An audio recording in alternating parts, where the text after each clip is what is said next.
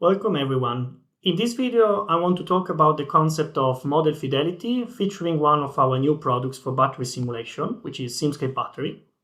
And today we will explore how adjusting the model fidelity influences the performance of your battery simulation and the richness of data that you can extract from your simulation. Understanding how model fidelity works will allow you to balance between the degrees of accuracy and the computational effort, which will finally empower you to choose the right strategy for battery simulation. All material that I'm using for this demonstration can be downloaded using the link below so that you can reproduce all steps and adjust them to your specific use case. And my name is Lorenzo Nicoletti, and I am an application engineer here at the MathWorks. So today we are going to use a live script, which you can simply download from the link below. And to explain how model fidelity works, I will take a battery pack and I will model it with two different fidelities. And then I will compare these fidelities in terms of calculation time and information that I can get out of my model. Today we will be using exclusively Simscape Battery. I'm not going too deep on the technical parts of Simscape Battery, but if you're interested, I have provided links throughout the whole script, so you can find out more by just following the links. Okay, so now let's understand how model fidelity works and what it is. To show this, I brought this figure where we can see different model fidelities on a simple module with 6 cells. Simply put, if you are interested in elements like temperature gradients between the cells within the module, then the right fidelity for you is a detail model fidelity, as shown here on the left. In this case, Simscape Battery will assign a thermal model for each cell and an electrical model for each cell. It might, however, as well be that you are not interested in simulating temperature gradients, for example, within your module, and you want a fast calculating model, then you might opt for a lumped model fidelity. In this case, Simscape Battery assumes that all cells within the module behave electrically and thermally speaking the same, so I just need one electrical model and one thermal model accounting for the entire module. Furthermore, if you want, there is also the possibility of using a grouped model fidelity, which is basically a combination of both. So also important to say, the more models you have, the more information you get, of course, but at the same time, the more equation you have to solve, and therefore this will also have an impact on your calculation time. Now that the concept of model fidelity is clear, we can move to the next step, where we will build a battery pack using first a lumped model fidelity and then a detailed model fidelity. So some information regarding the pack that we are going to build. It's a battery that comprises 8 modules. Each module contains 24 pouch cells, and each module has a 2P12S electrical configuration for a total of 192 cells. So here what I'm doing is that I'm first creating the cell and then the parallel assembly by using the Simscape Battery API. I'm not gonna go too deep and technical into this. You can check it out on our documentation if interested. Subsequently, once I've built my parallel assembly, I will call this function that I've created to first create a lumped version of my pack, which I'm gonna save in the variable pack lumped, and then a detailed version of my pack. So how do these two packs now differ? So in the end, they are modeling the same battery, but I can highlight their differences by using the battery chart function as shown here. So here I'm just plotting the used simulation strategy, or model fidelity in this case, for both packs. And I've also have the image here. So what these plots are highlighting in orange is the number of models that I'm using. So on the left, we see the detail battery pack. So we see every cell in the pack is highlighted, which means that I'm using a thermal and an electrical model for each cell. And on the right, we see the plot of my lumped battery pack. We see here clearly that every module is highlighted. So I'm using just a thermal and an electrical model for each module and not for each cell.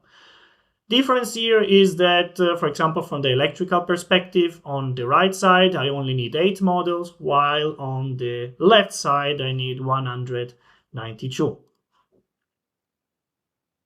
So moving on, Simscape battery also gives me the possibility to choose model fidelities for the cooling plate.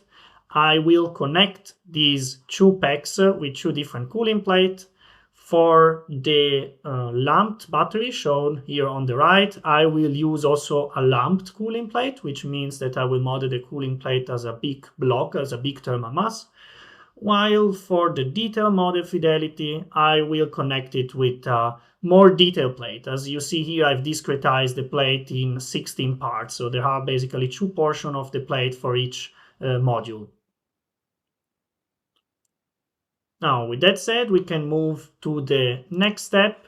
We have defined our model and we have defined our battery. I can call this function to create the battery libraries. So in this case, I've already called the script and the battery libraries will be saved here on the left. You can see them in the current folder. So as we can see, we have a battery library for the detail pack and a battery library for the lamped pack. If you want to recreate this library once again, you have to delete this folder and then you can recall this portion of script.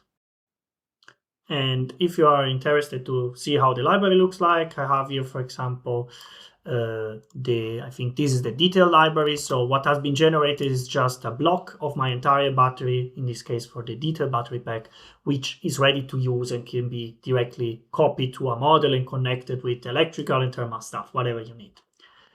So I didn't want to do this process manually. So also for that, I have created a function, a custom function, which is also saved in this live script.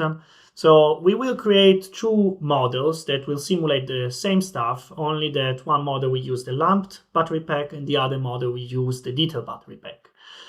So what I do here, I just create, first I start with the lamp model, I create a new model called lamped model, and then calling this function, I assemble my entire model. And then I set the parameter that I want to set for the simulation. And here is the resulting model. As I said, this has been generated automatically, so that's why exactly here it looks a bit funny, but it's ready to go. It can be simulated right away. So we see here the battery pack, in this case the lamped pack, and it's being connected to some charge and discharge algorithm. And I generate the same identical model also for the detail pack, which is stored in this case here. We can see it here. So it's the same model. The only thing that differs between the two models is, as I said, this one uses, the one on the left uses the lamped pack and the one on the right uses the detail pack. So, and now that we have generated the models that we need, we can move on and we can simulate them and finally compare them one another. So to simulate the model, also here, I just parameterize them and I set a couple of parameters and then I can simulate them immediately. So I first simulate the lamped model. I collect the data on this variable. And then I do the same for the detail model and I collect the data in this variable. So now that I have the variables after the simulation for both models, I can compare them. In this case, I did two types of comparison. First, I decided to compare the results of the model. So what you can see here, the blue line represents the temperature of the one module of the lamped pack over time. So in the lamped case, I have just one temperature for each module. So I just have this blue line here. The same module in the detail model gives me much more information because in the detail model, I'm modeling every single cell. So instead of one line, I have in this case 24 lines, which are these red lines here.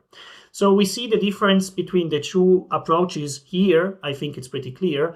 In the case of the lamped model, you will have an answer, which is the blue line, which is kind of realistic, but it's an averaged answer. If you are interested more in finding out what is actually the maximum and the minimum temperature within your module, you clearly need what's represented by this red line. So you clearly need a detail model.